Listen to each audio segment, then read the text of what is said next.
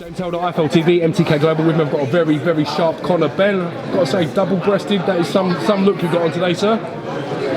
Very strong. Had to be done. Very strong. Change it up sometimes. What's happening now? Do you think the presser went? Not the way I expected it to go. You know, he said some really disrespectful things, and you know, I don't blame Khan for reacting the way he reacted because it was bang out of order. And if I was Khan, you know, I'd have kicked off as well. So you know, he didn't leave it with no respect whatsoever. Yeah, reasonable thing to say. We've spoken to everybody today, and they're all sort of in the same opinion that the Greco crossed the line. He had no reason to bring up Khan's family into the press. As soon as he brought out the first bit, you thought that's just so disrespectful, and like so.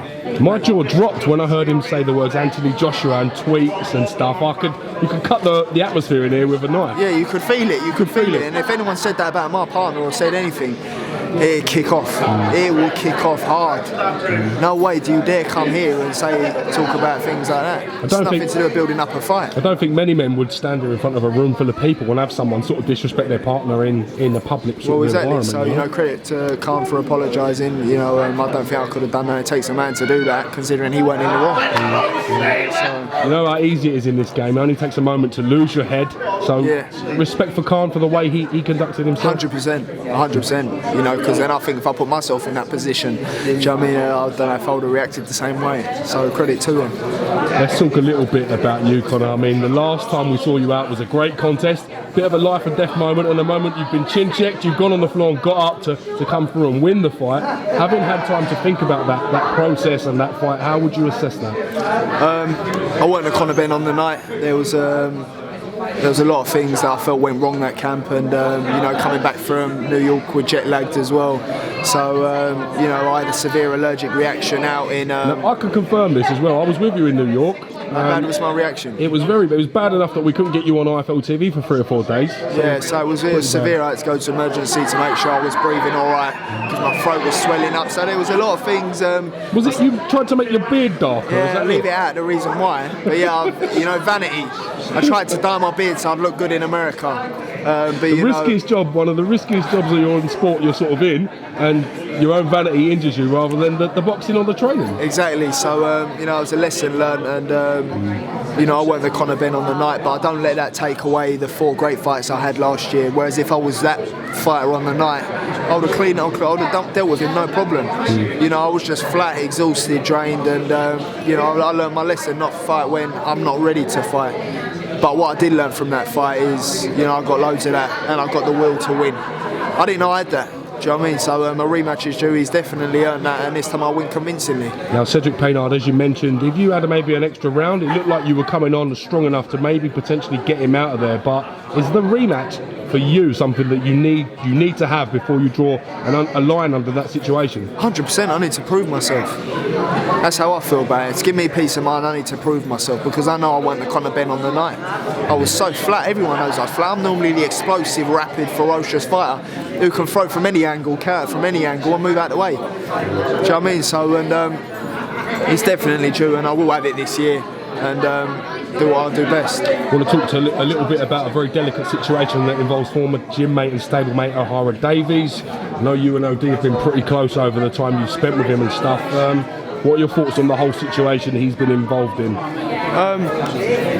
It's just upsetting, really. You know, I didn't know OD had left the gym until I got back from Miami.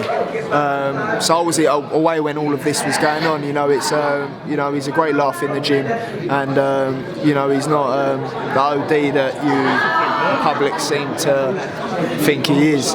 So you know, he's just nuts, and he's crazy like a box of frogs. You know, he'd come out with madness in the gym, and you know, as one of the lads. But you know, we wish him best. All the gym, all the fighters in the gym, the trainer, management, all wish him best, and we hope he's successful. Do you boys see this as a lesson, maybe not to maybe get involved in social media stuff too much, maybe not to to maybe have control over sort of actions or be responsible, or do you see it as no, not really. something Everyone's got different characters. Everyone's got different characters.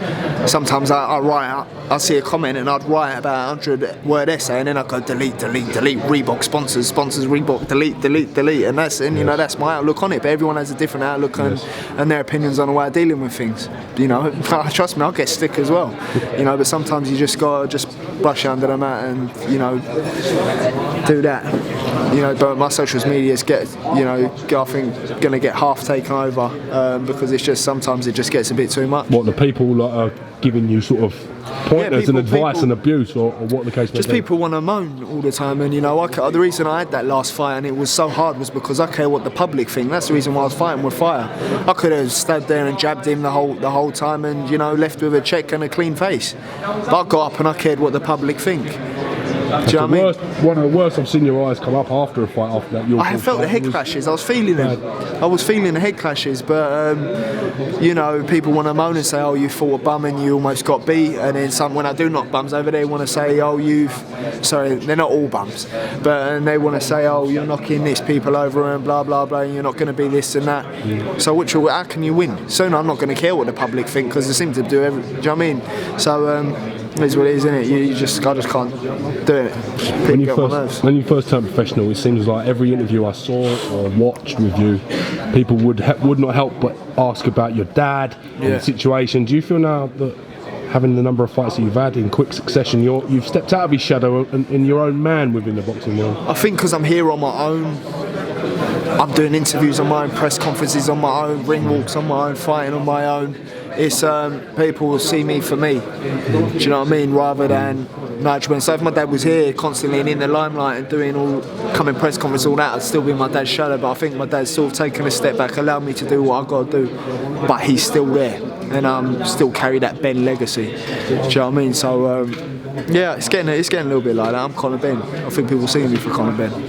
Before you go, I want to introduce you to this young amateur boxer. He's been waiting very patiently to meet you today. Yeah, brother, you cool? Get a picture of that with you, so that's all right.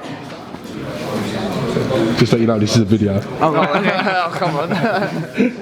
Anything you want to say to Conor?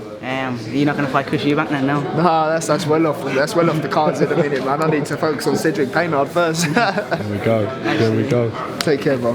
Listen, Conor Benn, thank you very much for giving me some time today. And just before we go, excited about Liverpool debut, chance for you to sort of gain new fans? I am so excited. It's not even about gaining new fans. It's about meeting the people who supported my dad and support me in my career, man.